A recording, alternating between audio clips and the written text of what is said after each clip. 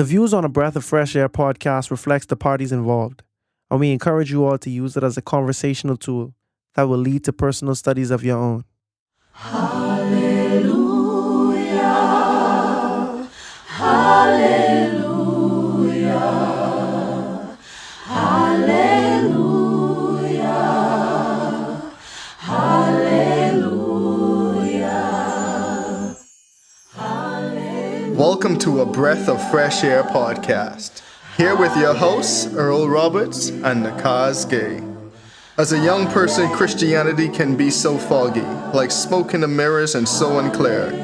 But we're here to bring you a breath of fresh air.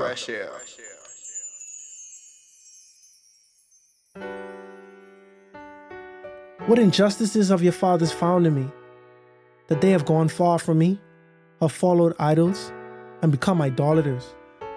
Neither did they say, "Where is the Lord, who brought us out of the land of Egypt, who led us through the wilderness, through a land of deserts and pits, through a land of drought and shadow of death, through a land that no one crossed, and where no one dwelt?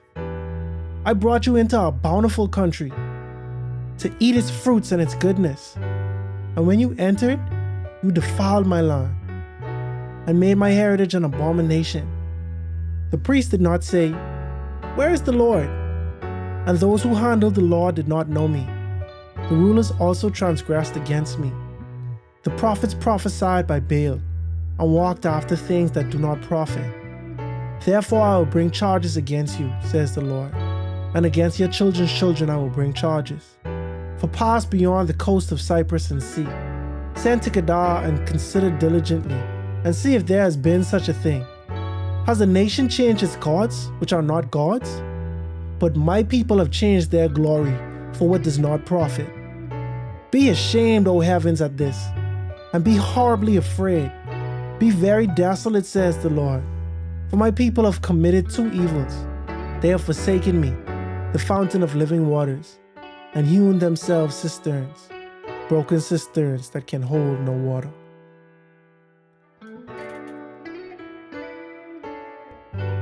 What happens when people leave the source of life and chase what can never satisfy? Jeremiah 2 is God's heartbreak over a people who traded living water for broken cisterns. This chapter confronts our idols, our excuses, and the subtle ways we drift away from our first love. As always, be blessed and enjoy.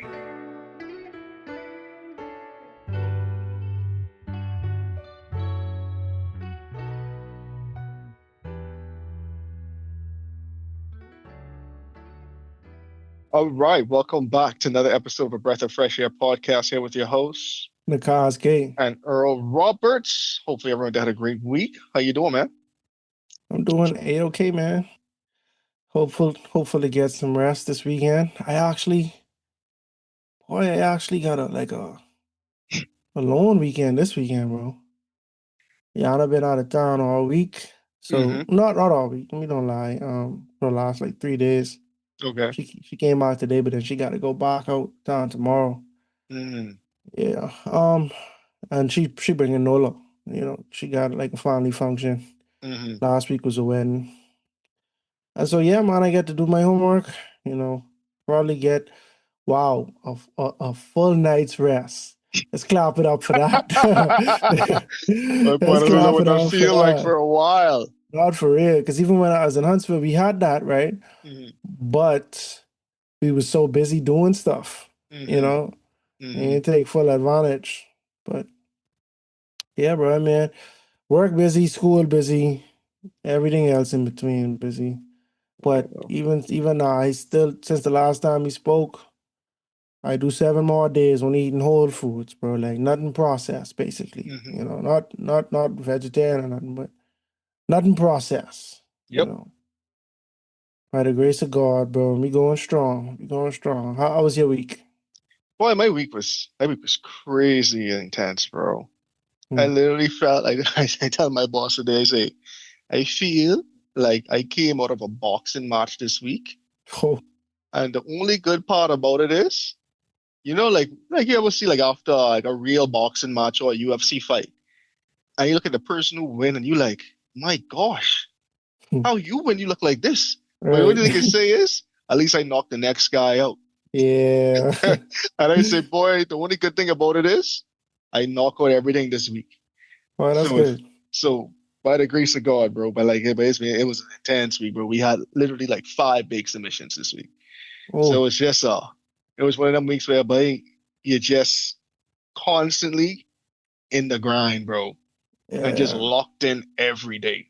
But I feel that way about my next week because coming to the end of next week is closed, right? Mm-hmm. But I could be out of town too, right? And then when I come back in town, I got 2 papers due that week. You see Mm-hmm. what I'm saying? So it's like, Mercy. you know, and bro, you won't believe I take my hard time and write this paper last week, bro. Mm-hmm. I write in the paper. The night before the paper, I say, you know what? Let me go give it a break, do some other things around the house. I come back the next day, the paper nowhere to be found, bro. Troy never saved it. That's on me. Ouch. But that's a normal thing for me. Like when I get done, because these teachers they want you to save it in a certain name format or whatever sometime, Mm-hmm. right? So, but at the end of the day, even if my computer shut down, it'll auto save. But that wasn't the case. My computer didn't shut down. I know it wasn't going to shut down, but I don't know what happened. I don't know what happened, That's bro. I was all through the metadata, bro. I was looking up the recovery files, all type of thing, but nothing, bro. Right? Boy, oh boy, my only saving grace is that, like, I put, I put some of my, like, so like how you could go online and have somebody check for grammatical errors. mm-hmm. Like I had certain paragraphs there just to make sure my grammar was format solid, so I could recover some of that, bro. But that set me back. That set me back a day, bro, because I had to write that on paper. But at the end of the day, God is good, bro. I Mercy. just look at that and say, bro, it's the reason why that happened, bro. Like Mm-hmm. you never know. That other paper might have been a worse version. God said, not good enough. You can do better. You could do better, bro. You could do better.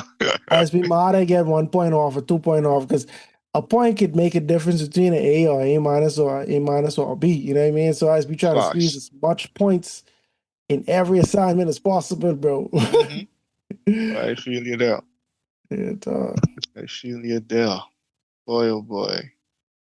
Me and one of my coworkers were talking this week. He is like, man, he feels like he should go and get his he's actually in a similar predicament as you. Grant he's not mhm, in school right now, but he just had a baby as well. And mm. he's like, I'm not doing that to myself right now. I know I ain't doing it to me neither, but it just because I've just been on and off. Like I'll take a class, like I'll take one Hmm. class, and that, bro, that's an easy pace.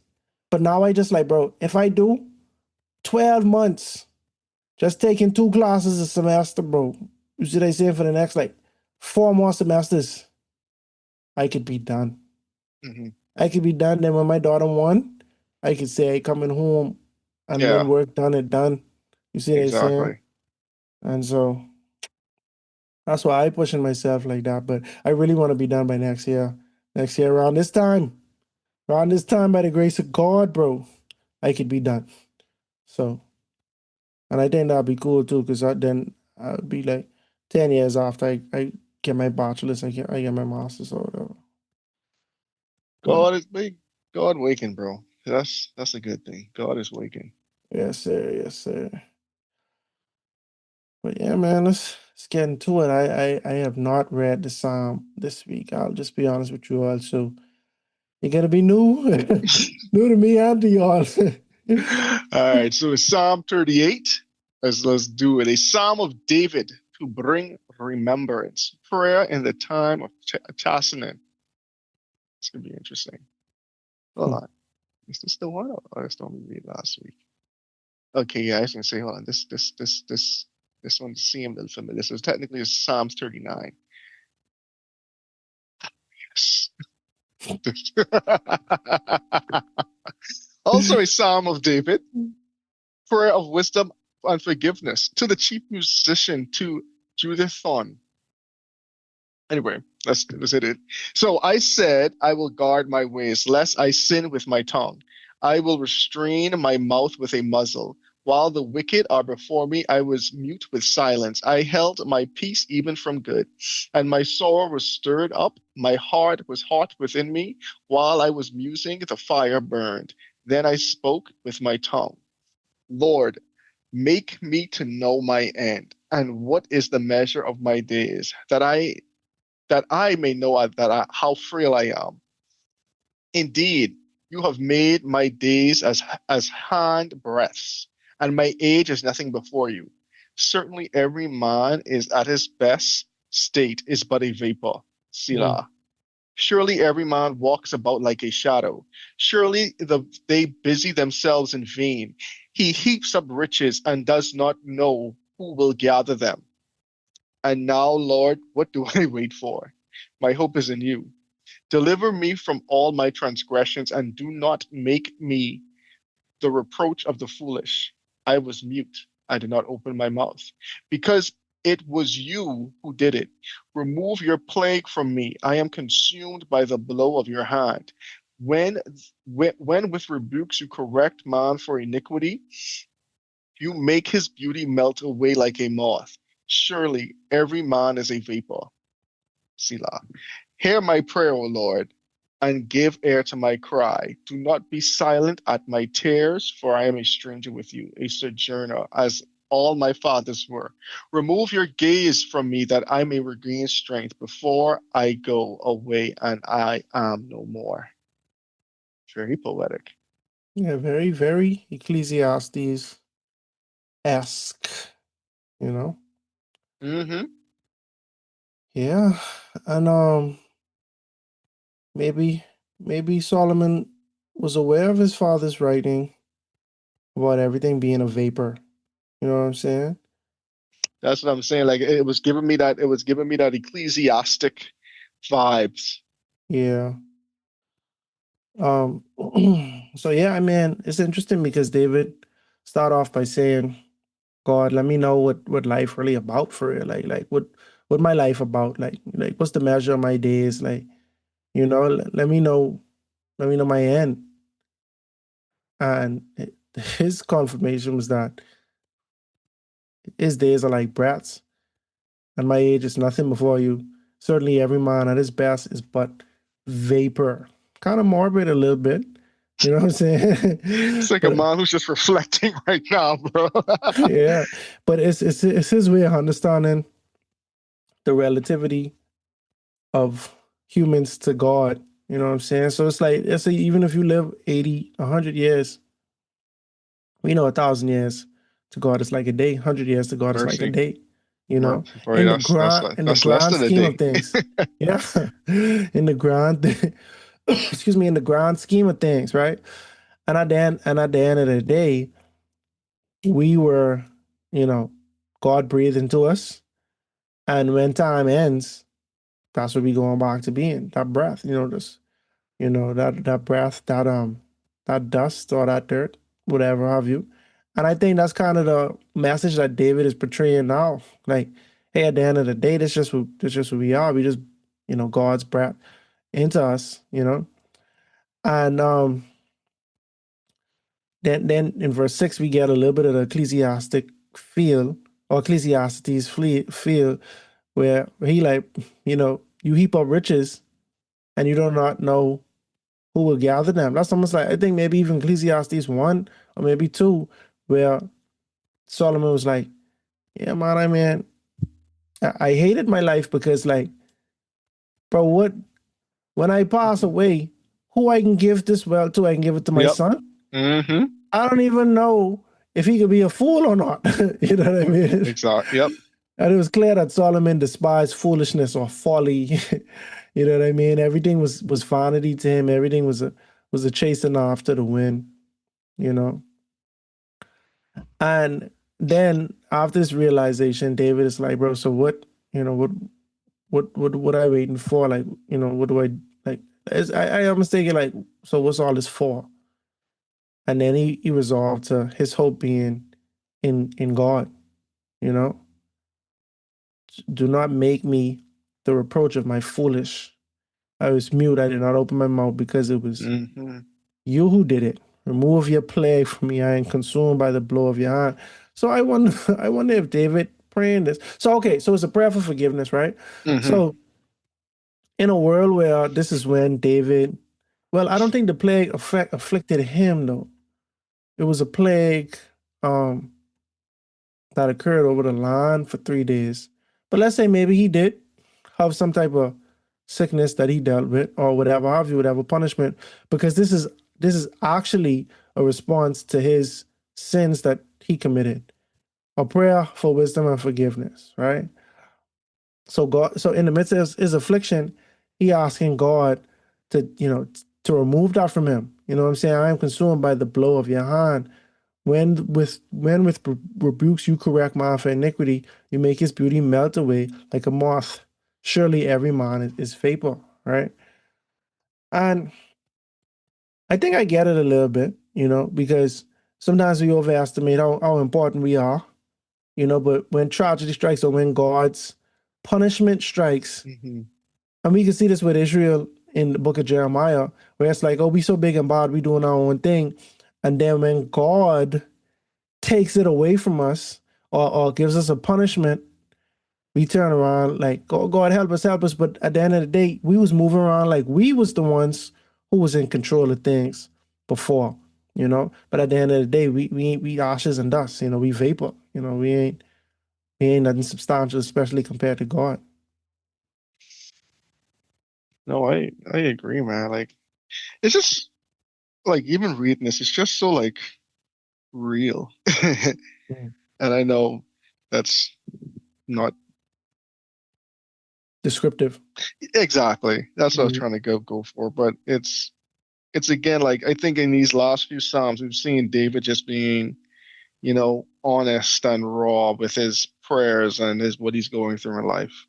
Mm-hmm. Um, and just having that conversation with God, right? Like, yeah, remove this plague from me, Lord. Hey, I don't need acknowledge these other people I've been mute because I know you have this situation. Deliver me from my transgressions. Like, yeah, Lord, I am going through this and I know it's because of your hand, but if you could remove this cup of suffering away from me, I would appreciate it. Yeah, because he talking like, boy, if you don't take this away from me, I am going to die. You see what Mm-hmm. I say? Like, I'm going to be no more. My boy, verse 13, remove your gaze from me that I may regain my strength before I go away and I am no more. Hmm. I'm saying, hey, Lord, turn your attention to something else. I, uh, I, I have learned my lesson, hopefully. I have learned my lesson. yeah, but even last chapter, I don't know if they were related. David was crying for that too. He was, you know, Exactly. Yep. but he was. Remember, he's like, hear me, lest they rejoice over me. That's Hmm. when my foot slips, they exalt themselves against me. Right. The chapter ends by saying, "Do not forsake me, O Lord, O my God. Be not Hmm. far from me. Make haste to help me, O Lord, my salvation." So this is definitely a cry for God's help. But this time it's clear why he's being punished or why he's in the predicament that he's in. This is a punishment for my sin or for my iniquity. And I asking for, forgiveness, and to be rescued from this affliction. Agreed. Agreed. All right. You want to head to Jeremiah? Why not? Why not? On the last episode of A Breath of Fresh Air, we uncovered Jeremiah 1, right? Which was the call to Jeremiah, son of Hilkiah, and they went over the kings that reigned during this time. So it gave us a timeline for the Hmm. events that is going to succeed after these chapters. And then we have God calling Jeremiah. Jeremiah is resistant because he's young. God, I can't do this. I young, you know what I mean? And God, like, bro, don't say you young because I sending you. You know what I mean? Yep. And then God showed him a few things. He said, "What you see? I see the almond tree, the star from the almond. I guess it's a stick, almond tree stick or Yep. something like that." And that was God. That was God's way of assuring him that He's with him. And then you see the boiling water, and that represent the destruction that was to come to Jerusalem. And then the chapter kind of ends with God affirming him that it's gonna go bad for Israel, and you're gonna preach to them that it's gonna go bad, and it's gonna go bad for you too. Not like to say you're gonna be destroyed or whatever, but you're not gonna be received with open arms for that. You're gonna be in constant conflict with Mm-hmm. your recipients or your audience, and that's the nature of it. But do not be afraid. Be confident because I am sending you, and I believe in you, and I'm gonna make sure that your message is heard. Yeah, God, tell them, bro, I am going to be with you. You know what I'm saying? Like, I am going to make you like the iron pillar, fortified city, bronze wall against the whole land. And so, like, God was giving that reassurance, like, don't worry, yeah, you're young, but I called you for this purpose. And if I called you for it, I already know you could do it because I know what you were capable of. Hence, I knew you before you even born. Mhm. So like I knew what I put inside you to make you the prophet that you need to be to carry out this mission for me. So don't be afraid. It's not going to be an easy mission, but you are the one called to do it, and I know you got it. Which is reassuring. And then last week too, we talked about some of the imagery and references and stuff to like Isaiah with God touching his mouth and the angel touching Isaiah's lips back in Isaiah. So there was a couple drawbacks and stuff like that. Parallels. Yeah. Parallels. That's the word that was escaping my mind.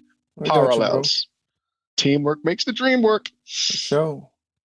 All right, so this week we Isaiah, Ain't Jeremiah playing 2. Isaiah no more. Thank God. Oh my, when you've been in a book for over a year, some habits are hard to break. Why?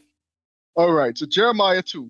Moreover, moreover, moreover, the word of the Lord came to me, saying, go and cry in the hearing of Jerusalem, saying, thus saith the Lord, I remember you, the kindness of your youth, the love of your betrothal, when you went after me in the wilderness, in a land not sown. Israel was holiness to the Lord, the first fruits of his increase. All that devour him will offend. Disaster will come upon them, says the Lord. Hear the word of the Lord, O house of Jacob, and all the families of the house of Israel, says the Lord. What injustice have your fathers found in me? That they have gone far from me, have followed idols, have become adulterers. Neither did they say, where is the Lord, who brought us up out of the land of Egypt, who led us through the wilderness, through a land of deserts and pits, through a land of drought and the shadow of death, through a land that no one crossed, and where no one dwelt. I have I brought you into a bountiful country to eat its fruits and its goodness. But when you entered, you defiled my land and made my heritage an abomination. Mercy. Priests, the priests do not say, where is the Lord? And whose and And those those who handle the law did not know me. The rulers also transgressed me. The prophets prophesied by Baal and walked after things that did not profit. Therefore, I will yet bring charges against you, says the Lord, and against your children's children I will bring charges. For pass beyond the coast of Cyprus and see, send to Kedar and consider diligently, and see if there has been such a thing. Has a nation changed its gods, which are not gods? But my people have changed their glory for what does not profit. Be astonished, O heavens, at this, and be horribly afraid. Be very desolate, says the Lord. For my people have committed two evils. They have forsaken me, the fountain of living waters, and hewn themselves cisterns, broken cisterns that can hold no water. Is Israel a servant? Is he a homeborn slave? Why is he plundered? The young lions roared at him and growled. They made his land waste. The cities are burned without inhabitants. Also, the people of North and Taphanes have broken the crown of your head. Have you not brought this on yourself, in that you have forsaken the Lord your God, when he led you in the way? And now why take the road to Egypt to drink the waters of Shihor? Or why take the road to Assyria to drink the waters of the river? Your own wickedness will correct you, and your backslidings will rebuke you. Know therefore and see that it is an evil and bitter thing that you have forsaken the Lord your God, and the fear of me is not in you, says the Lord God of hosts. I'll take a break there. Yeah, let's do it. Woo. So, so here we see that God. This is the first message that Jeremiah. This is likely the first message that Jeremiah is preaching, right? Mm-hmm. And God basically starting from the top. And I want to say that happens from time to time, where God. I could think of a text right now in Ezekiel where God do the same thing where he's like, bro, I could take you back from the beginning. I could lay my case down and show you all that I've done, and in comparison, I'll show you how you responded to all that Mm-hmm. I've done. You see what I'm saying? So it start off by saying like, I remember you, the kindness of your betrothal, the love of your betrothal, right? Mm-hmm. So at the end of Isaiah, we saw some type of parallels God making to like marriage, whereas after God was saying like after when we shall reign forever and stuff, it could be like when a man and a virgin or young woman, however you want to put it, when two people get married and they in their youth, you know what I'm saying? Mm-hmm. That's how excited I'll be. That's how excited you will be, right? It's like a wedding, when Oh you yeah, I think. was thinking the same thing. Keep going. Keep Yeah, going. that's what he's saying. The love of your betrothal. You Mm-hmm. know what I'm saying? Or even like an engagement, whatever it is, the prospect of marriage. You know, how you just so wide-eyed and optimistic of the future. Bushy tail. Yep. Yeah. And so God's saying, I remember that. And not when you think about it, like if we could personalize it, it started to get sad. Bro. I guess but my whole thing is, bro, this song like a broken hearted courtroom speech in divorce court, bro. Dang. And not even like that's how it sounds, but like you there and you like, man, I remember when we used to kick it when we started. Mm-hmm. We had so much love in our eyes, but along the way, you cheated on me. Mm-hmm. Because that's essentially the plot of Like this. Yeah. that's what he's saying, bro. He reminding them of their devotion and exposing how y'all left me for Right. other gods, bro. And you're all Yeah. so foolish. Y'all leave the fountain of living waters Mm, to go to cisterns that broken. mm. Y'all leave ever flowing water to go to vessels that can't hold water. So now you perpetually thirsty, Mm. perpetually empty, you desolate. Go for it. So I mean, every point God make is almost like the rational person would be like, "Yeah, you shouldn't have do that," or "Yeah, I shouldn't have done that," or "Yeah, they wrong for doing that." Like the rational person. So, like to your example, you have living water or you have a broken cistern. Which one you could choose? What rational person is going to choose something that's broken? You Mm-hmm. know, even if you choose the living water and don't use it, why you choose the broke thing? You get no value out of it.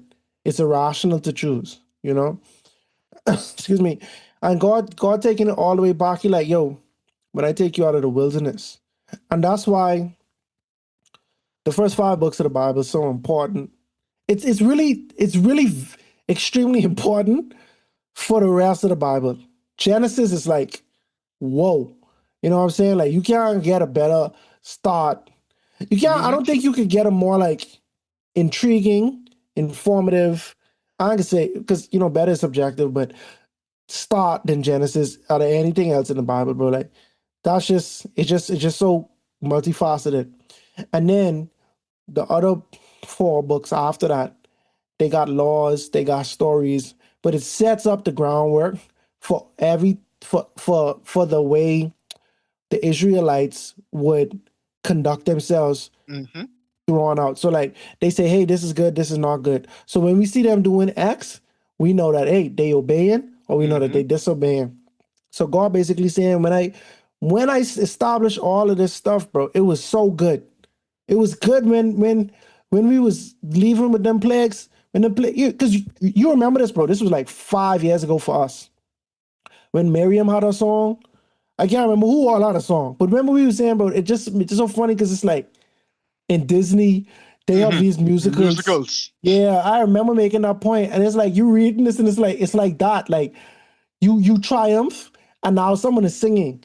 You know, um, it was the honeymoon phase, literally the honeymoon phase, right? Literally, figuratively. And God he used a very specific word that intrigued me in verse 3. He said Israel was the holiness to the Lord, the first fruits of his increase. And I'm like, the first fruits? Because you remember, first fruits is like a tithe, right? It's an offering. It's not, I wouldn't say tithe, but it's an offering that you give to God of the land, right? The first fruits. But why would you say Israel is the first fruits, right? And then if you think about it contextually, we see how in Isaiah God was saying, bro, y'all didn't get it right, so I had to go to the Gentiles. And then another thing, he was like, oh, I'm a God for all nations, right? But it's like, why you speaking like that and you speaking like that? But then if the truth is that the Israelites were the first fruits, this was the forerunning. It's like John the Baptist. John the Baptist come and he started to clear the way. That way Jesus could come and get straight to his ministry. The groundwork done laid. That's what Israel was supposed to be. The groundwork is laid with Israel because I come in to save the world. Now we ain't even get to that point. That's the funny thing about it, bro. I always used to be so conflicted. Like, how was the Jews like God's chosen people? Israel, God's chosen people, right? But no, it's like, no, these y'all were my first fruits. You see what I'm saying? Y'all are my first fruits. And if we was locked in together, then we could minister to the rest of the world, you know. But I couldn't do that. God was not able to do that because his first fruits, as we see outlined in this chapter, they were not obedient to him, or they were wayward, or they, quote unquote, cheated on him, on their betrothal. So if you look at this in the confines of a marriage or a relationship, they were unfaithful to God in that way. And that's the analogy God using. Because I think that's the closest analogy we could get to understanding what God talking about. Exactly. And I just want to read something for context, just to like go back to how you mentioned the first 5 books of the Bible, right? So I'm gonna read Mm-hmm. Deuteronomy 7, 1 through 7, right? Mm-hmm. Because this, for context, this they're now like, well, listen, so they now the children of Israel, they already came out of Egypt, they already went through the desert. Now they like at the land of Canaan, right? Mm-hmm. So when the Lord your God brings you into the land you are entering to possess, and drives out before you many nations: the Hittites, the Girgashites, the Amorites, the Canaanites, the Perizzites, the Hivites, the Jebusites. Boy, there was a A lot of lot of heights back heights. A back lot of then. heights. 7 nations larger and stronger than you.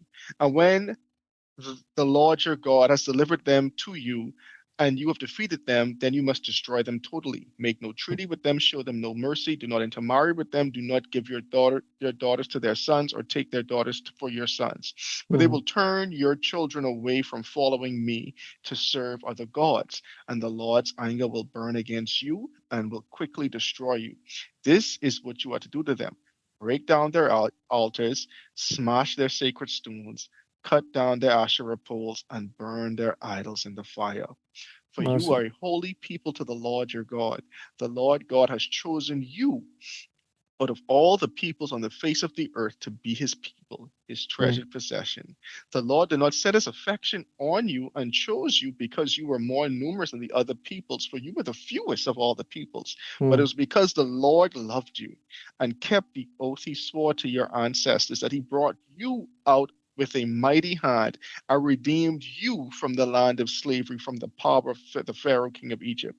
Know therefore that the Lord your God is God. He is faithful. He is the faithful God, keeping his covenant and of love to 1,000 generations of those who love him and keep his commandments. Amen. So But yeah. go Mhm. for it. Yeah, and so we can see this the plan was not for the plan was not for them. The plan was for them to stay in covenant with God, stay faithful to God. And they was down too, bro. Like when they was in the wilderness earlier, like when we read Exodus and things, like they was like, yeah, we'll do everything that you say. That's what they tell God when they receive the commandments. Yes, we'll do everything that you say. I was short-lived, but God is so forgiving. And if they was at Canaan when you read that text, bro, this already after they did already worship idols, complain about going back to Canaan, which they never did. They had full reign to go if they wanted to, you know what I'm saying? They never went back because they just wanted to complain and they just didn't trust God. And it was like a big adjustment for them because a lot of people, they was just in love with their idols. But at this point in time, when the second generation came, it was almost like no excuse now. I ain't saying the first time they had an excuse, but it was a generation of people that was either born or raised in the wilderness. This is the only God they know, right? They got their tent of meeting. You know what I'm saying? They got they sacrifices, they ordinances.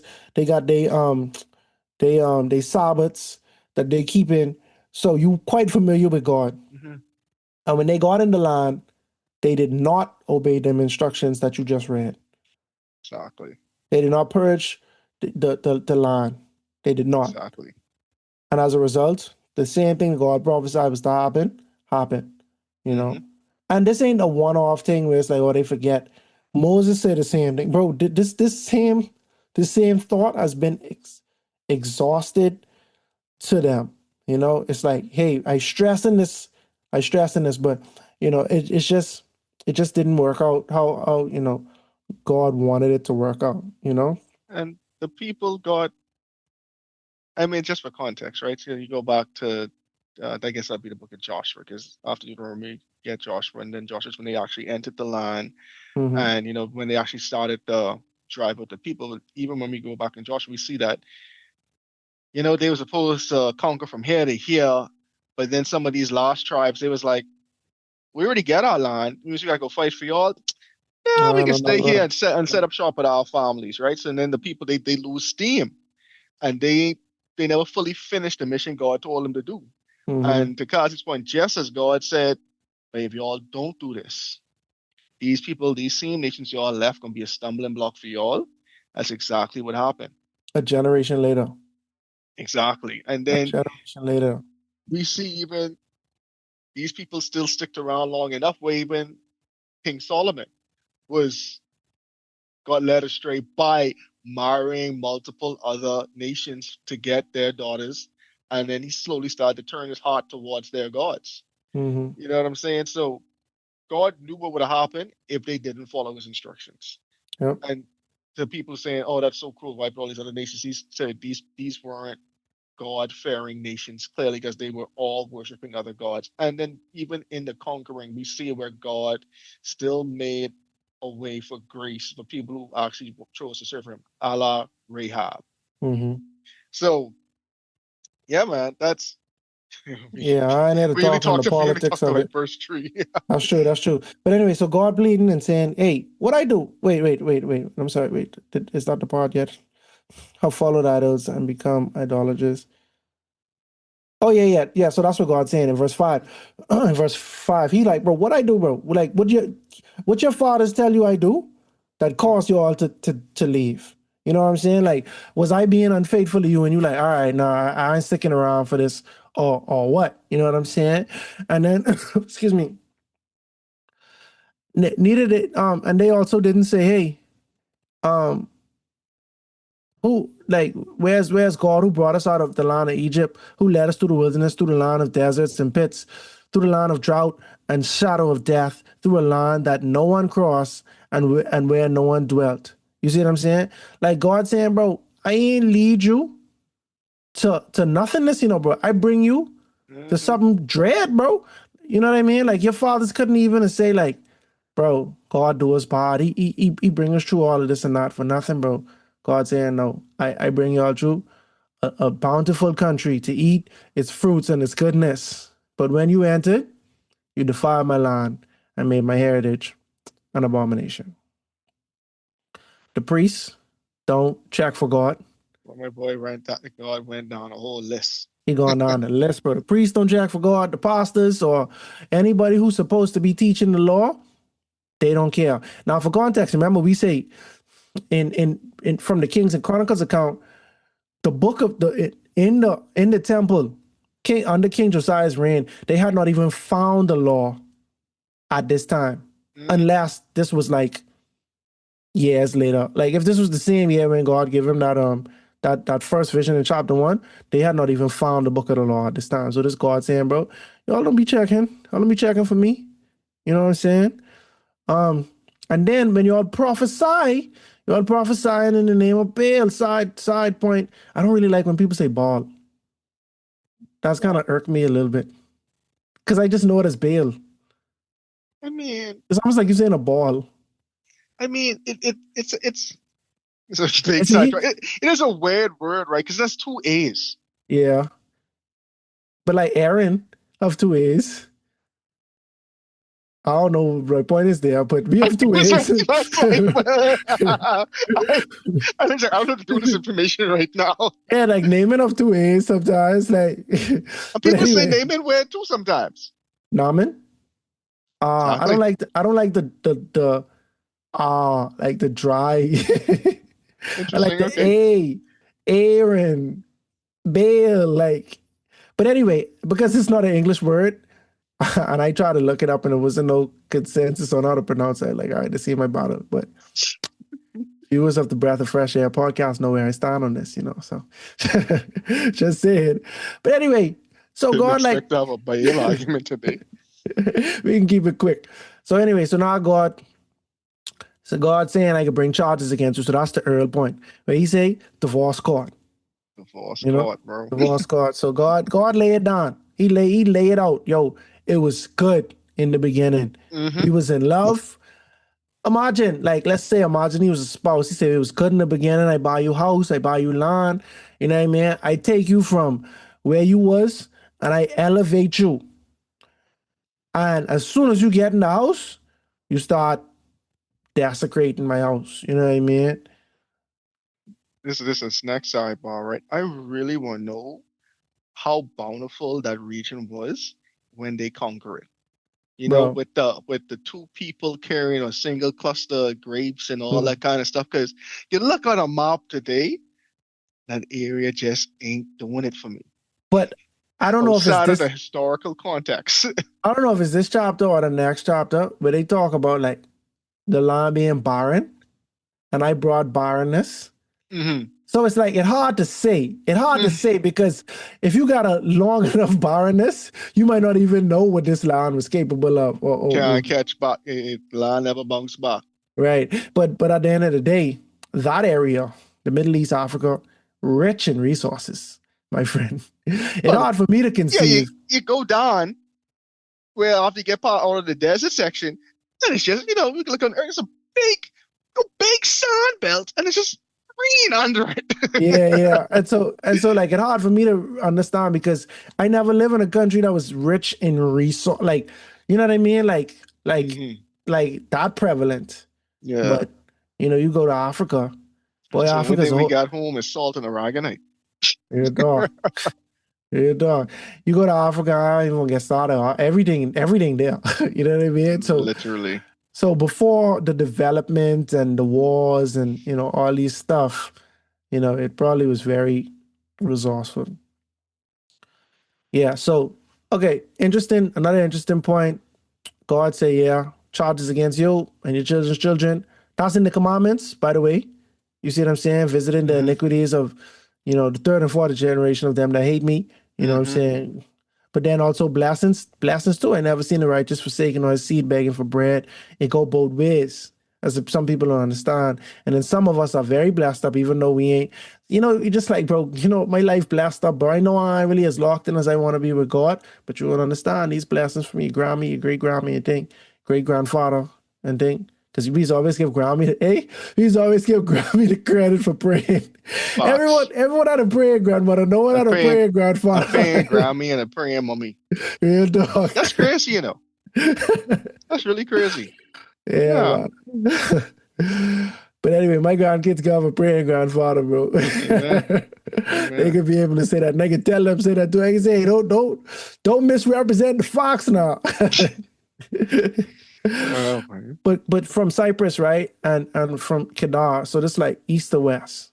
You know what I'm saying? From coast, that's what he say. From beyond the coast, you know, they would see. I'm sorry, for past beyond the coast of Cyprus and see, send to Kedar and consider diligently and see if there has been such a thing. Okay, now this where God started to get busy. This where God said, bro, go from the east to the west, bro. Go from all the way out east to all the way out west, bro. And tell me if you ever see this happen before. Has a nation changed its gods before? He's saying, bro, let me tell y'all how truly special y'all is. Let me show you how crazy y'all is, bro. This is crazy, bro. Like, The same, like, y'all supposed to be my light, but y'all so intelligent that we could look at the whole entire region. No one else changing their gods but y'all. no one When it's supposed to be the opposite. Yeah. How And y'all converting to them? and this on the heels of God saying that I do stuff for y'all. No, he didn't say that, my bad. He said, y'all prophesy in the name of Baal. You see what I'm saying? Y'all is priests and then prophesying in the name of Baal. Crazy, bro. But yeah, bro, when he says the nation changes God, I'm like, bro, see now where we live in our time, we know people. God was astonished. Back in God, right? Hey, Jury, let me show you how good this person had it to show you all why what they did is so diabolical. Real talk. They had no reason to do this. They create a new thing. Y'all create a new way to sin. Like even now, right? I mean, like we know of people who have converted, right? We have missionaries, they go allegedly, because I never been a part of nothing like that, but they go to these places like, and then they introduce Christ, you know what I'm saying? Or even Islam, right?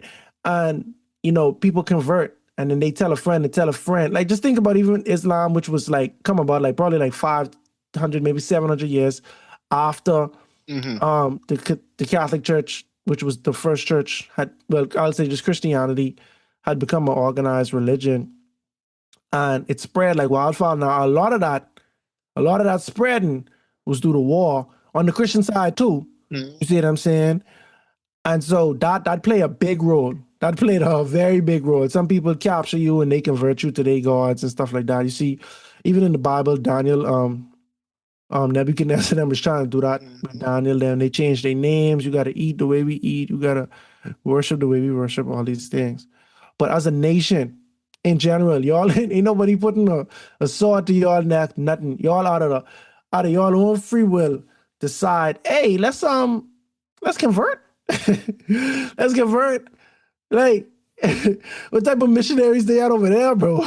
Oh, but and even God saying like, how are these pagan nations more faithful to their gods who can't do nothing for them versus y'all are less faithful to me who I am doing everything for you guys? Mercy. Like, how does this make sense? Like on a deeper level, it's like, yeah, we could look each right. They ain't changing their gods. What does that mean? They more faithful to their gods. Like they faithful to images of wood, stone, and metal that they pray into, and ain't nothing happening. You know what I'm saying? But yet y'all want to worship these gods where y'all have the one true God. Y'all have the history. Y'all have the stories I delivered y'all people. Furthermore, y'all have what I've been probably doing for y'all in recent history. But yet, y'all decide to chase after gods that are crafted with human hands. How does this make sense? How? God is laying out his logical argument. Boy, that's what I said. Was like as a juror, right? Obviously, we could be jurors, even though I never really even if you all hear me be critical of the Israelites, I'm only saying that just as someone analyzing it. But I do believe that the Israelites just represent people in general, and me being people, a person, you know what I'm saying? I don't think Hey, I don't think I would be any different than them. You get what I'm saying? Like Unfortunately, yeah. I would love to believe that I'll be Jeremiah in this story, but I know how impressionable I've been, or how I might know the truth, but I'm surrounded by naysayers and I don't want no problem, so I just laugh it off and just downplay, you know what I'm saying, the convictions in my heart. And Yeah. so, And it's funny, right? Because it's almost played as someone who's talking about pre-pod, right? But it's like, how does a group of people who there might still be truth seekers in that group, how do they still go along with the chaos? mm, Because it's something to say when the cultural norm of the day is one thing, that it takes a lot to buck the grade. You know what I'm saying? It takes a lot to buck the grade. yeah. And going back to the context we just laid out, right? Like the priest ain't preaching, the prophets ain't really profiting, except the ones like Jeremiah. Um, we went back and say, yo, the people weren't even reading the word for a point in time. So you grow up in this society, all you know is Baal, all you Mm, know is Shamath, all you know is Min sure. Shamash and Asherah. Like this, Mm, all you know, which is a weird thing to conceptualize, right? Because we go through some of these stories and like, oh, 50 years just passed on the turn of a page, mm. right? But like this is what was happening back then, which to your point, it could just be us very well in this predicament because of the cultural norm. But God's saying, still, you all have no excuse because your ancestors should have been doing these things. Hmm.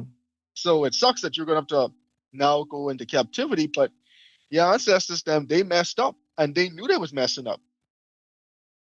Yeah, and I sitting there thinking now, wrestling with like, I hear a pastor say, bro, you could have somebody who's down on their luck.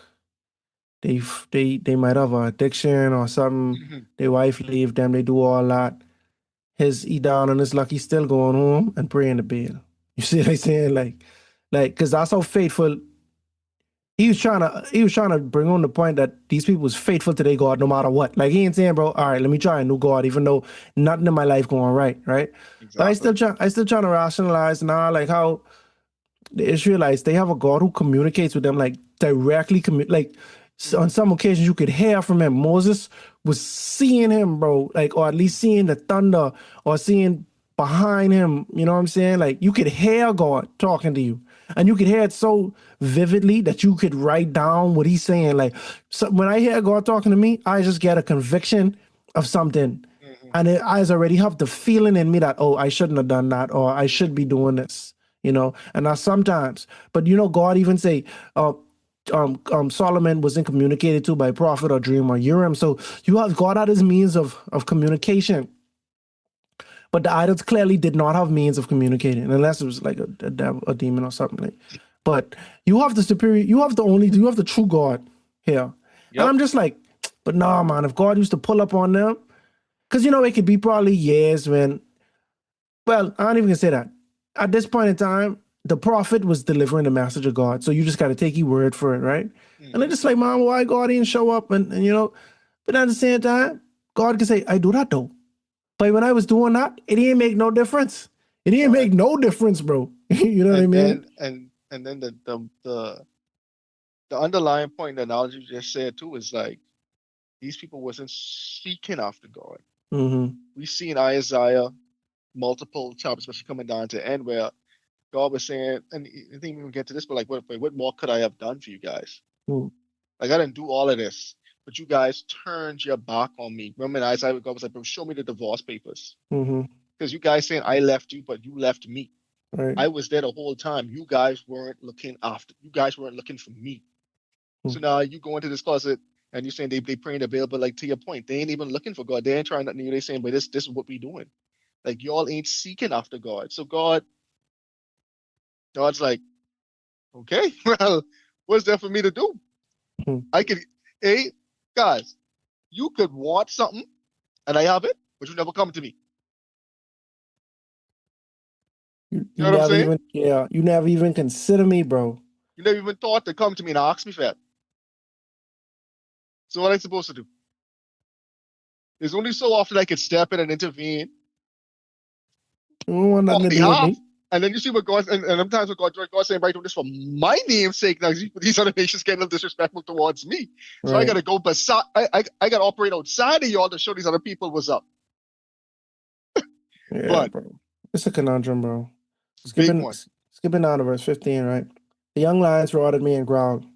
They made his land waste. His cities are burned without inhabitant. You have any thoughts on that? No. Bro, I thought, okay, so in verse 14, right? Is Israel a servant? Is he a homeborn slave? Why is he plundered? Right? I probably should have led with that. So now you can see this clearly talking about the future, right? Mhm. And then they talk about the young lions doing that, right? And let's think about like symbolism, right? What nation represent a lion? You know, the Babylon. Babylonians, right? Babylonians, everything about them was lion. I think they still have a wall to this day, you know what I'm saying, in Iran or Iraq, one of them, where you can see like the wall of Babylon and how it looked and stuff like that. The lion Iraq. with eagle's wings, and then you see in Daniel, he used that, and then in Revelation, they allude to it a little bit too. And so, like, the young lions roared at him and growled. They made his land waste. His cities are burned without inhabitant. You know what I'm saying? So, that's a prophecy of what is to come. You know, that's like as specific as I can say as specific as it gets, but in prophetic language, very direct. You know, um, have you not brought this to yourself? Have you not brought this on yourself? Is that you in that you have forsaken the Lord your God? He led you in the way. And now, why take the road to Egypt to drink waters of Shihor, or why take the road to Assyria to drink waters of the river? Because remember, when it was time for battle and stuff, they was trying to go to different nations, and you know Mm-hmm. what I'm saying, and Yep, trying to, yep. Go back to Second Kings. Yep. yeah, trying to reason or hire the Assyrians, and then the Assyrians come and double cross them. You know what I'm saying? And remember, the Assyrians were saying, bro, Egypt can't help you. This is funny, bro. This is funny because this is all this before it happened. You know what I Mm-hmm. mean? But it's like, why go to Egypt? Because they went to Egypt. We don't know. In Kings, we don't even know they went to Egypt until we see in Isaiah that God telling them, don't go to Egypt, right? So Mm-hmm. now we can put two and two together. And now in Jeremiah, he's saying, why you going to Egypt? You see what I'm saying? But when they gone to Egypt, Assyria was like, bro, you trust in Egypt? Bro, they snaky. They ain't nobody to trust, They you ain't know? got your best interest at heart. Not at all, you know? And so, yeah, man, just to summarize it all, yeah, God basically saying he kind of foreshadowing the destruction or the punishments to come for them and driving on the point that it is your doings, it is your constant doings that have led to this result. Yep, yep. All right, so let's keep going. So I'm gonna start reading from verse 20. For of old I have broken your yoke and burst your bonds. And you said, I will not transgress. When on every high hill and under every green tree you lay down, playing the harlot. Yet I have planted you a noble vine, a seed of highest quality. How then have you turned before me? Excuse me. Into the degenerate plant of an alien vine. For though you wash yourself with lye and use much soap, yet your iniquity is marked before me, says the Lord God. How can you say I am not polluted? I have gone, I have not gone after Baals. See your way in the valley. Know what you have done. You are a swift dromedary breaking loose in her ways, a wild donkey used to the wilderness that sniffs at the wind in her desire. In her time of mating, who can turn her away? Mercy. All those who seek her will not weary themselves, for in her months they will find her. Without withhold your foot from being unshod, and your throat from thirst. But you said there is no hope. No, for I have loved aliens, and after them I will go. As the thief is ashamed when he is found out, so the house of Israel is ashamed.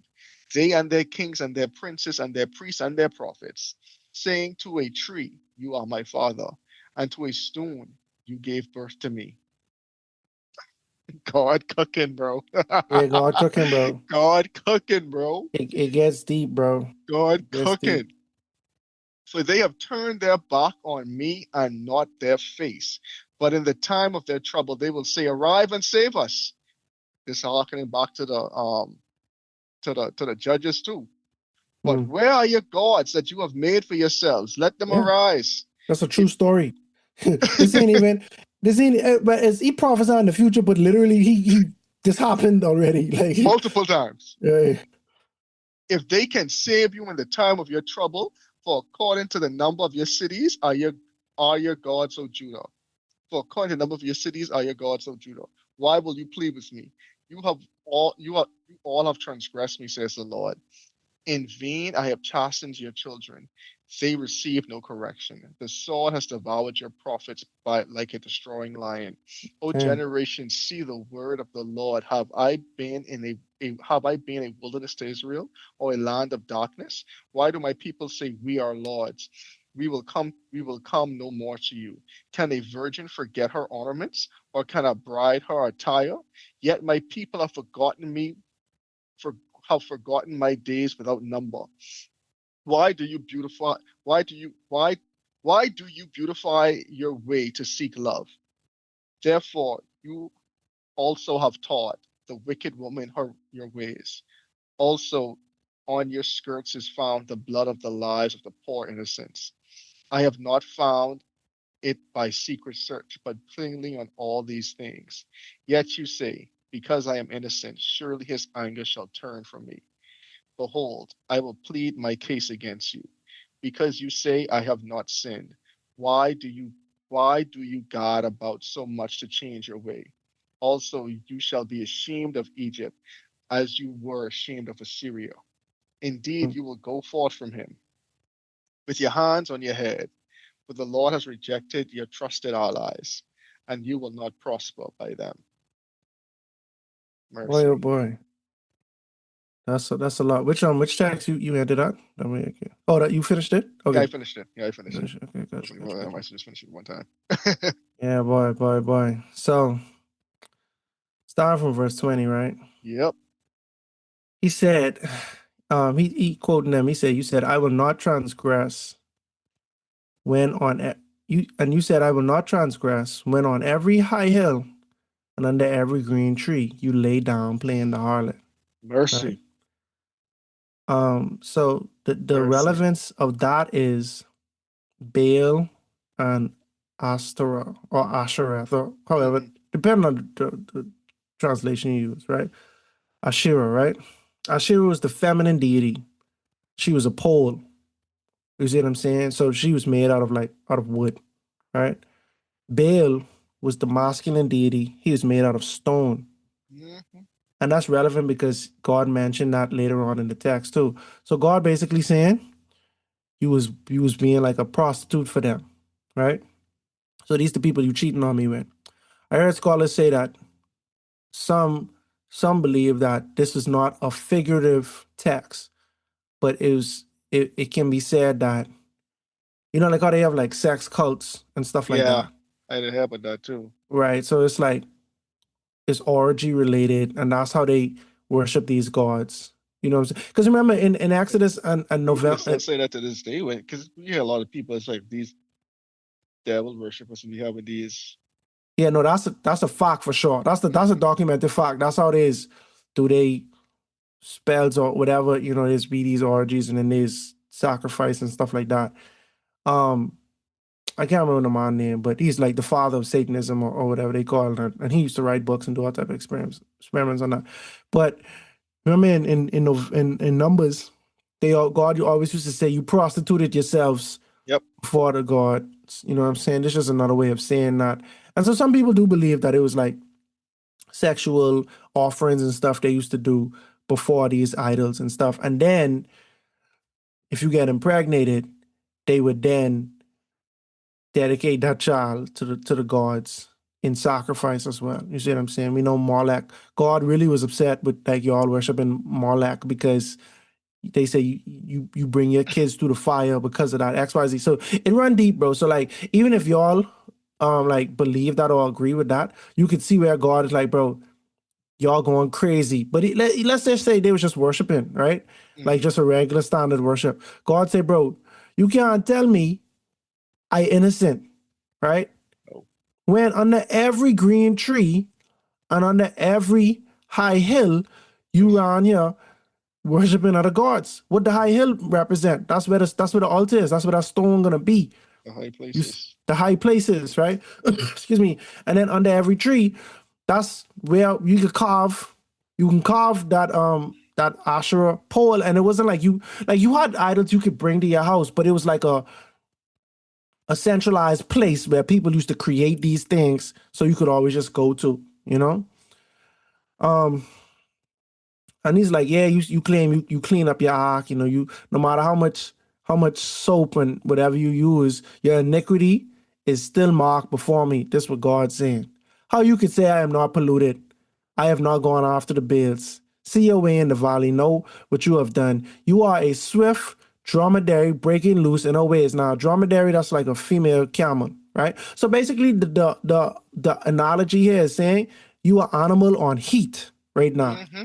You're trying to convince me that you don't fool with these idols.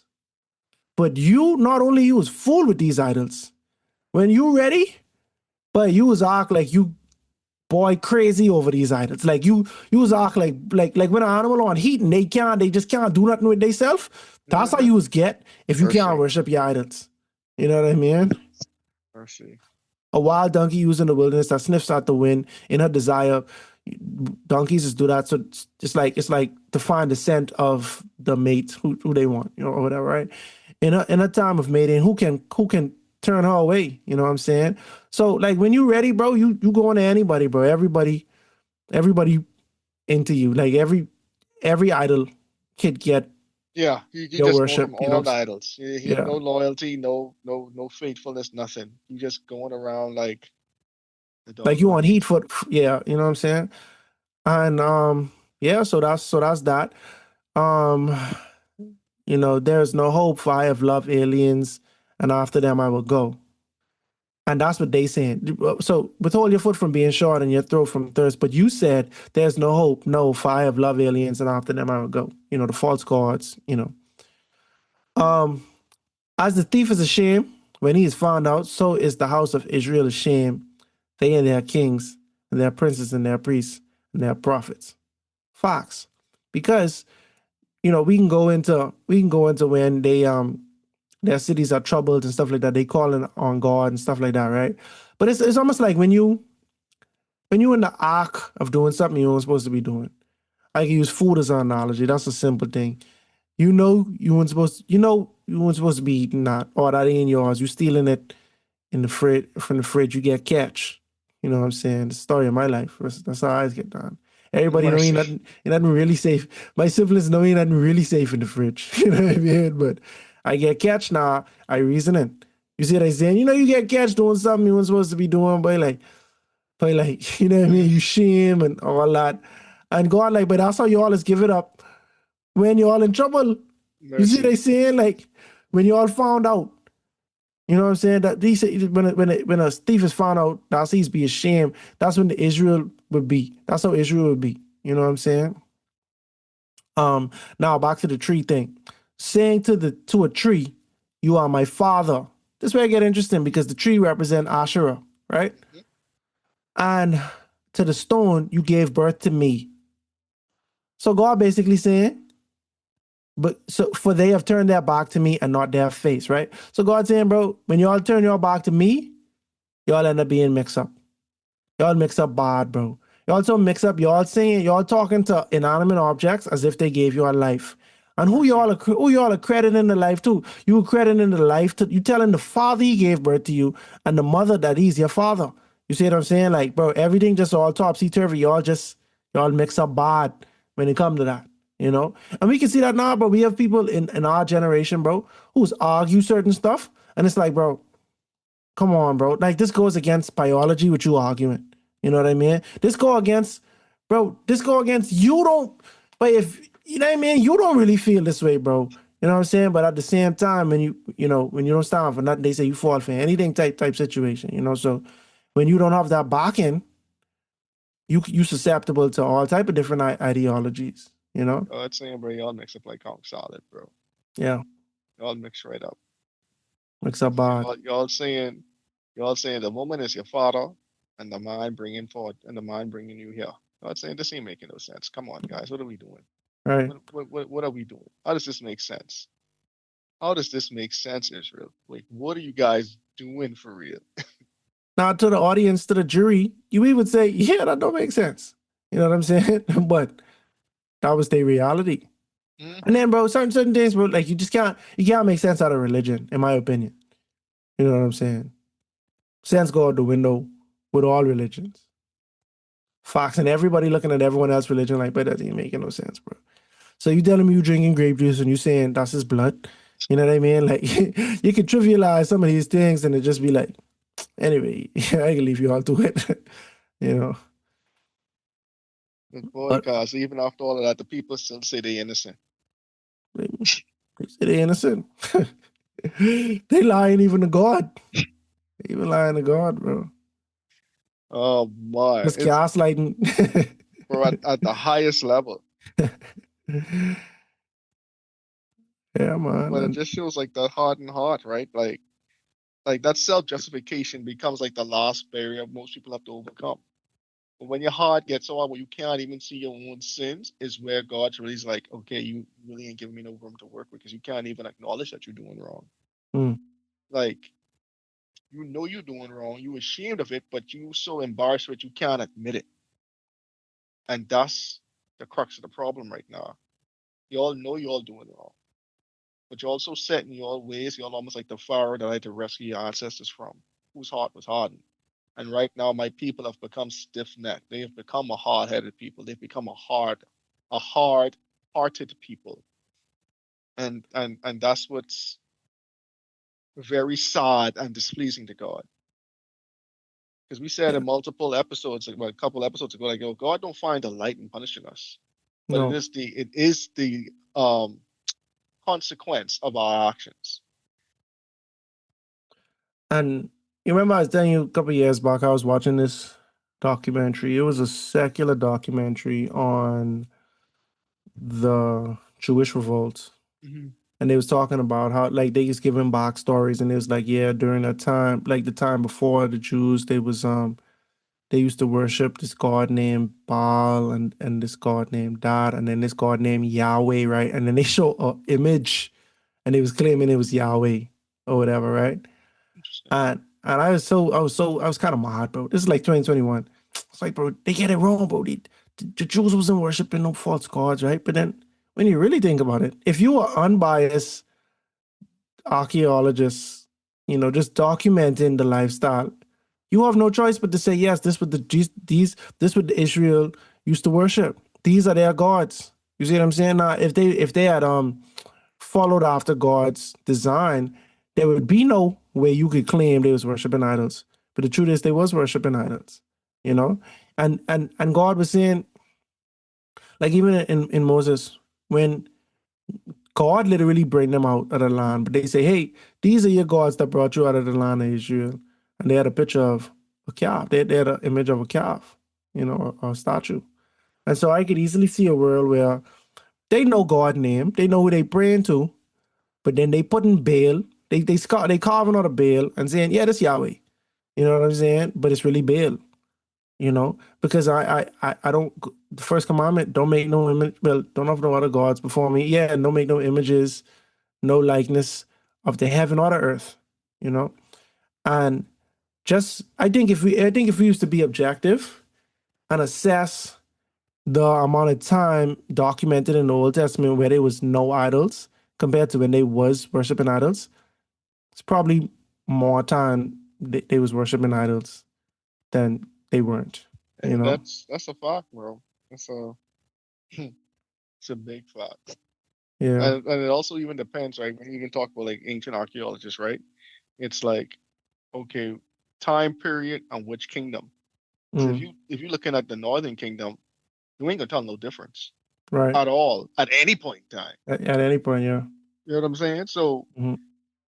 it just shows your analogy just now was perfect because it really just shows the state of Israel, where as you go back in time and you find artifacts from that area from that time period, you can't differentiate them from any other nation. Exactly. And that's what God was seeing in real time. Bro, you guys are no different than the Canaanites. You guys are no different than the Jebusites. You guys are no different than the Girgashites right now. And that's the problem. And I find it hard to say that ain't the case now, bro. You know what I mean? Like I just find it hard to say, okay, when when the Jews were able to go back to their country under the Persians, they just get it right. And everything was perfect from there. We know that in the case because when Jesus was here, we see they rejected him. So you can see there was a spiritual disconnect even there. Hmm. Um, and even after the fact, with the advent of Christianity, right? We know the misgivings of our church over the last almost, well, 1700 years now, right? And even present day, are we to believe that, hey, everybody who's a Christian getting it right? You Nope. know? Because here God saying, like, he literally holding y'all accountable, but y'all saying, no, I clean, bro. I clean, no. I ain't do it. How you can lie to God, you know? And we do it all the time. We do it all the time. We lie to ourselves so much to the point where we never cut it off. Hmm. So we try to act like we lie, like we just being honest with God. The thing I like about Jeremiah, this book, and I know we ain't finished yet, but the thing I like about this book is that it confronts false prophets Mm. or false pastors. Bro, I just automatically assume a pastor telling the truth until I hear what they saying. And then I get very skeptical if you don't fully articulate your point, bro, and it sound like you ain't really like you speaking against what I know as truth. I just like I can't trust that, bro. I can't trust that, you know. But some people live in a world where like literally, I know people, bro, who I could try to have a conversation about a pastor who said this thing, and this is clearly against the Bible, Hmm. and they want to play devil's advocate. I just thinking, bro. So, like, because what I'm receiving from you is that there's never going to be a case where you could say, yeah, this is a false pastor. But statistically, that's not possible. It's not probable either. You know, if we look at the Bible, bro, when God was he had his prophets around, like it ain't like today, bro. It ain't like today. Like we don't have prophets in the sense of how it was in the Bible times, where someone coming with a message, you know what I'm saying, for a whole nation. Hey, this what we got to do. Usually people just be prophesying maybe a disaster coming, a natural disaster coming, or they might say you can get, or God wants you to, they're just quoting the Bible, that type of prophecy, whatever. And even back then, bro, if we look all through the Old Testament, we can see like the righteous people, and especially those who are called by God, was in the vast minority. Always, like it was never a time it's like, all right, yeah, everybody Yep. don't want to caught. We just was talking about how when Israel went into their land, when they was first established, right? One generation later, they worshiping idols and nobody remember God. I remember reading Judges Joshua like, what? This happened already? Or maybe it was Judges, but I remember it was like at the beginning of one of them books, and it's like di- their their offspring didn't know God, so they turned away and did X, Y, Z. And so that's just something to keep in mind. Not every pastor, even in the Adventist church, bro. I just be looking at a lot of people sideways now, and it like to me it's be like you can't expect that every person in the church that you believe in is, you know, actually being honest Bro, and on the side of God. and that right there's a valid point, right? Now, that's right there's like a super deep conversation, right? Because one thing that people just gotta know is like you can't put religion above God. And a lot of people, that's their defaults, right? And again, it's kind of even ties back into the thing about pre-pod, but a lot of people, that's what they find their identity in. So now once a flaw is introduced in this organization, your faith is crumbled because you had this organization, this an organization is any form of religion at this point. Christianity as a whole, Catholicism, Lutherans, Methodists, Adventists, Baptists, Pentecostals, the list goes on. Non-denominationals, right? But like a lot of people, that's kind of like when a pastor does something that's again not of God, the whole congregation loses faith. Mm. And not condoning anything a pastor may or may not do, but at the same time, it's like you shouldn't put this person on such a high pedestal where they almost become your idol. A lot of people don't see it that way, but a lot of people, religion becomes their idol and not God. Mm-hmm. You know what I'm saying? Like they that's what they worship. They worship this organization, and that's a problem. And that's a problem. And I ain't saying don't be involved in church. I ain't saying don't give back. I ain't saying none of that. But I'm saying know where the religion can't get between you and God. You know what I'm saying? And I Mm-hmm. think that's the problem for a lot of people. The religion has gotten between them and God, and it's become their identity, not God, but the religion. So now you're Yeah. wearing the religion as your armor of God and not the armor of God that God give you. And I think that's a problem in today's time, most definitely. Yeah, and that's every denomination, bro. Especially, Across the I ain't board. say especially ours, but definitely ours too, bro. Like, No, like bro, and that's the next thing, bro. Like the church is made up of imperfect people. mm-hmm. We are all sinners, no matter how God-like, Christ-like someone may appear, but we all sinners, bro. We all dealing with personal struggles. We all dealing with temptation.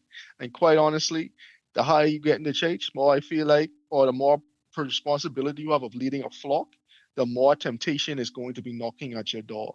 Mm-hmm. Because the devil know, I don't gotta get 50 people. I just gotta get one. Mm-hmm. You know what I'm saying? So that's what come people say, yo, pray for your pastor, pray and extend grace to them. Because again, they're humans just like you. And a lot of people can't rationalize that because, like, bro, especially you know the faith. Oh, this person has taught me so much, so now they must be this big pillar and bastion of faith. Mm-hmm. Which it's almost like two things could be true because they still is bastion, but they still human. Like, bro, imagine looking at um early Solomon to late Solomon. You know what I'm saying? Imagine Mm-hmm. looking at David. Yeah. So it's like imagine if that was your main focus, but like, oh, this mighty person has fallen. All right. Especially as the king, Exactly. I sure he break plenty people out, and you could see how the sentiment surrounding him definitely changed towards the end of his reign. But yeah, man, I mean, you got to be the sermon. Got to be the sermon, man. You know. So, just wrapping up these last couple chapters, I mean verses. Well, not even a couple, good much. So yeah, God turn around and say, "Money, since they born y'all, since it's your daddy and your mommy, let them save you during your time of trouble. You I know, see.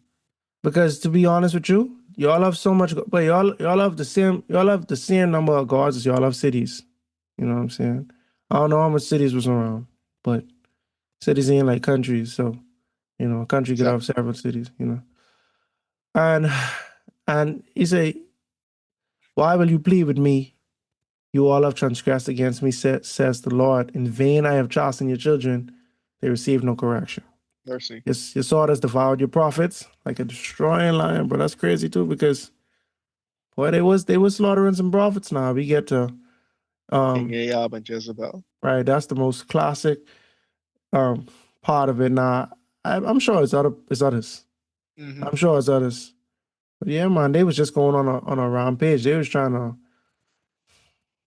what it called, man, when you genocide them, them prophets. And yeah, and that's another slap in the face too.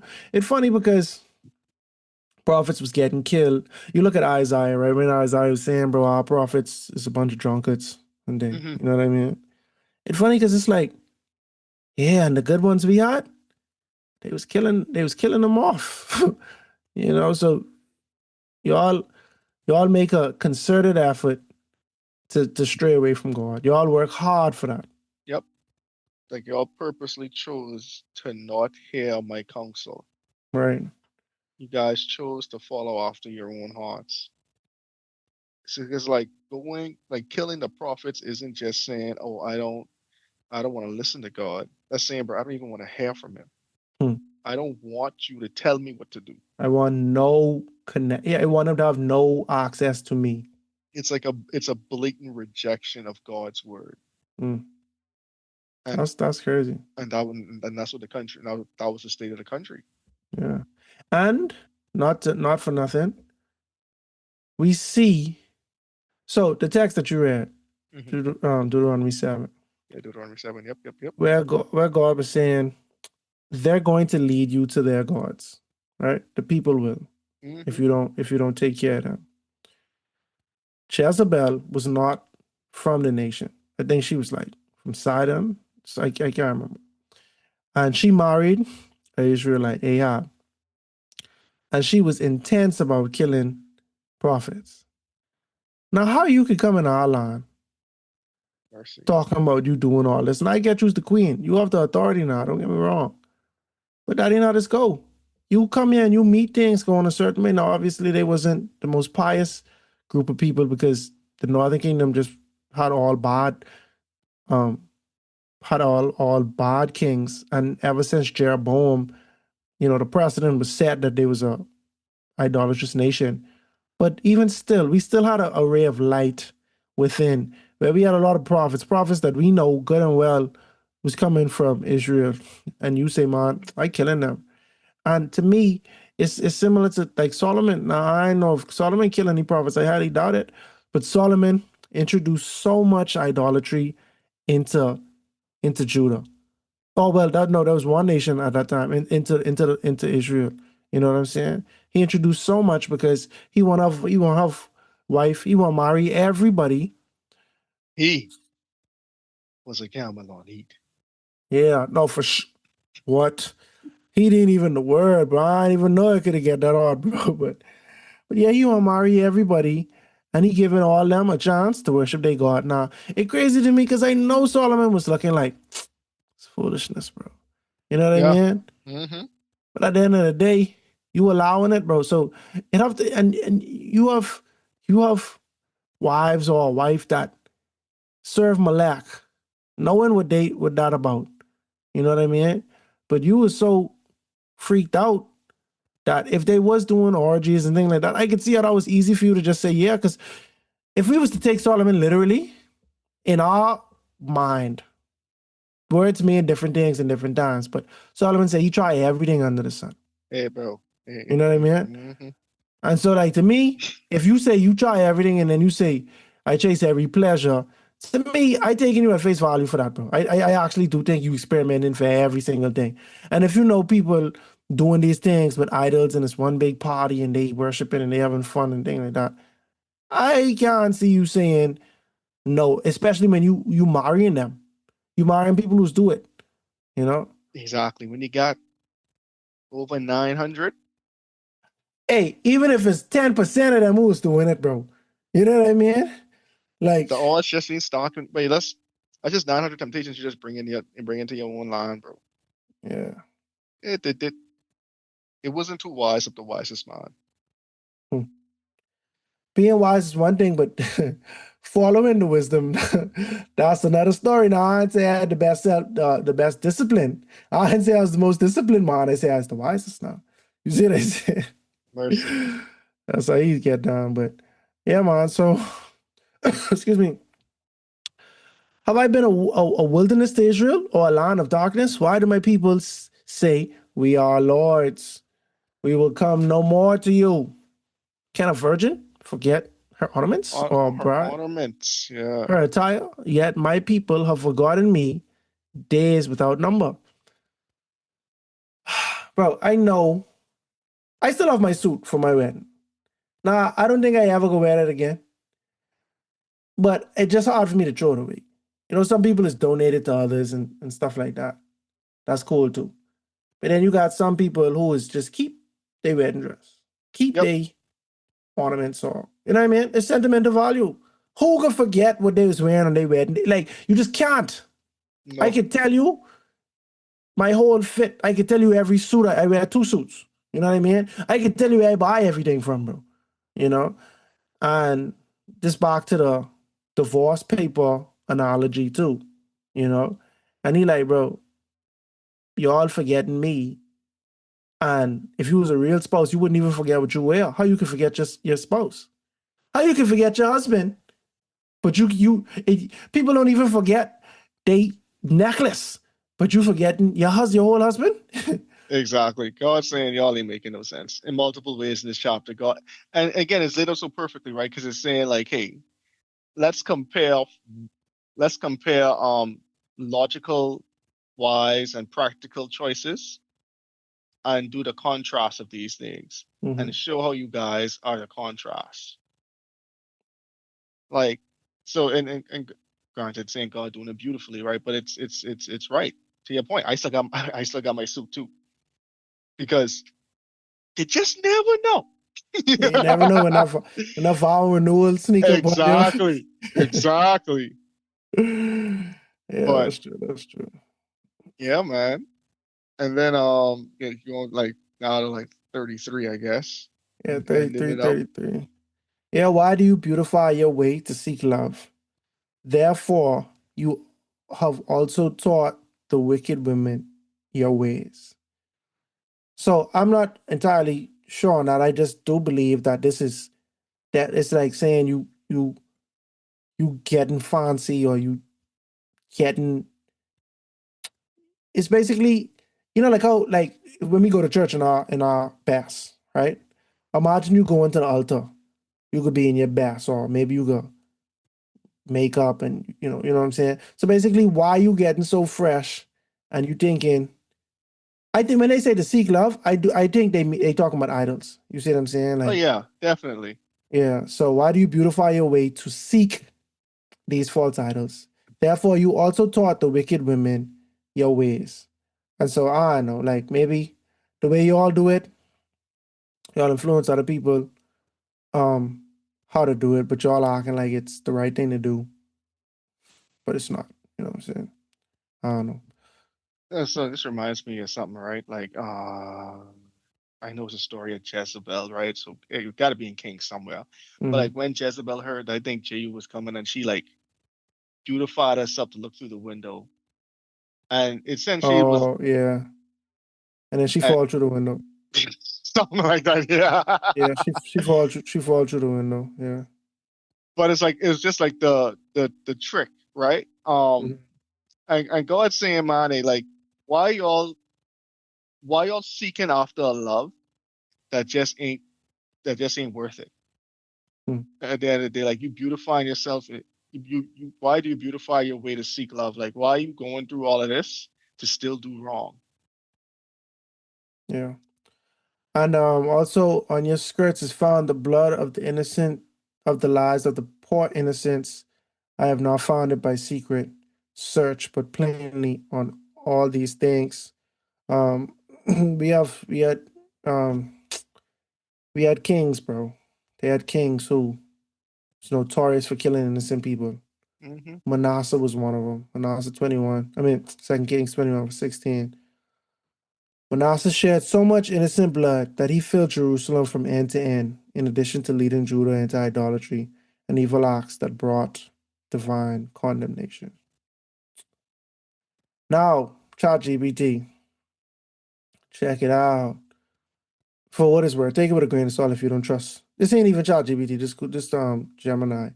Mm. Innocent blood refers to the murder of those who oppose his pagan practices and likely includes the martyrdom of prophets. So that's even more on the point of, killing prophets. Man, Manasseh boy. But anyway, last couple. Yet you say, because I am innocent, surely his anger shall turn from me. Behold, I will plead my cause against you, because you say I have not sinned.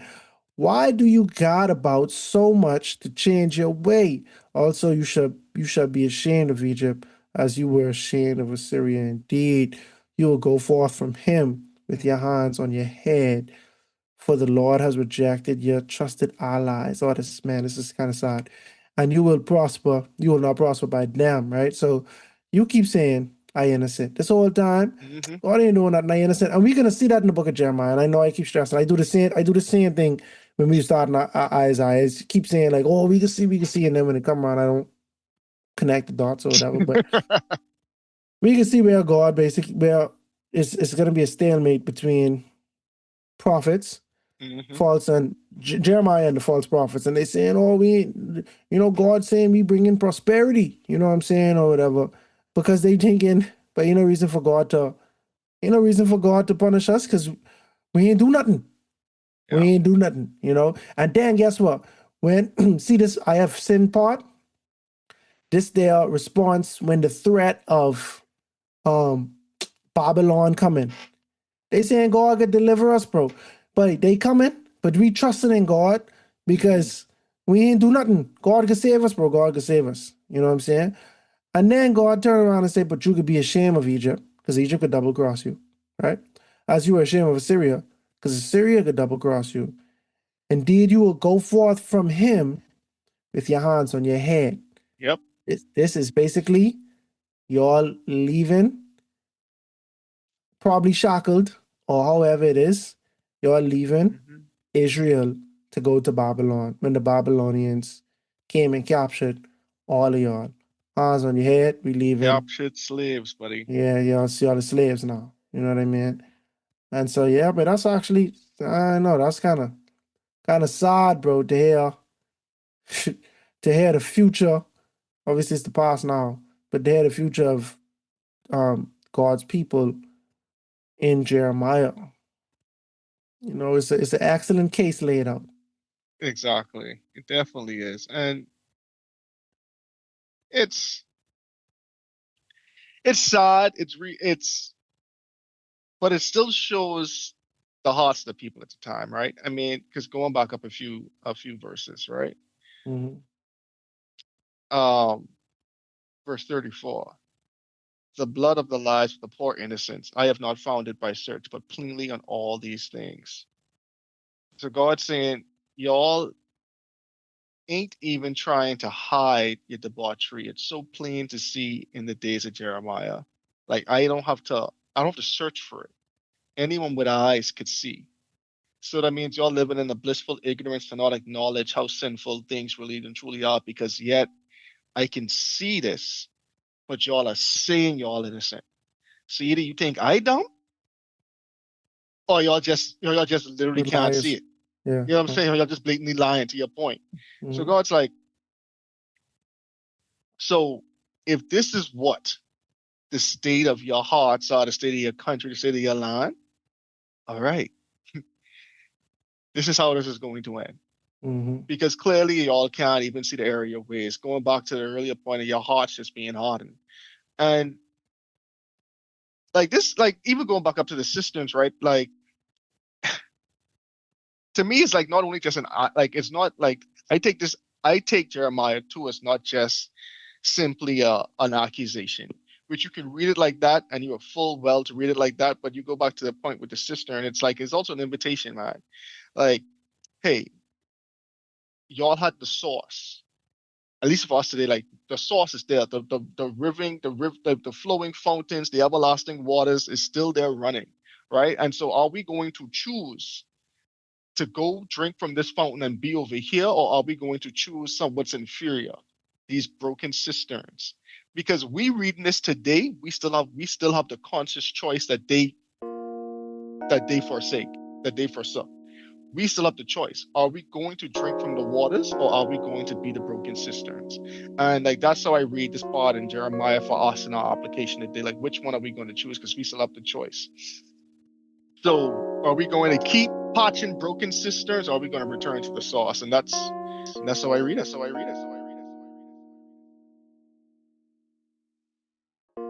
In this chapter, we see God makes his case against Israel.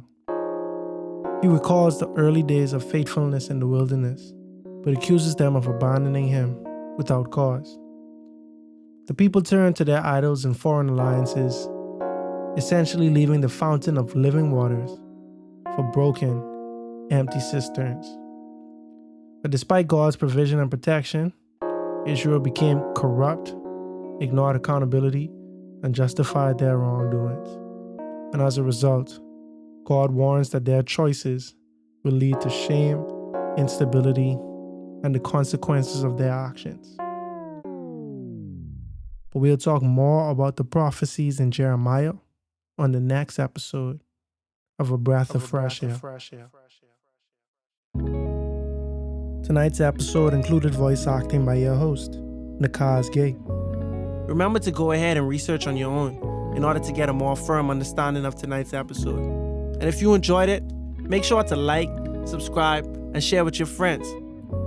You can follow us on social media at A Breath of Fresh Air Pod on Instagram and BOFAPOD on Twitter. Thanks everyone, and we'll see you next week.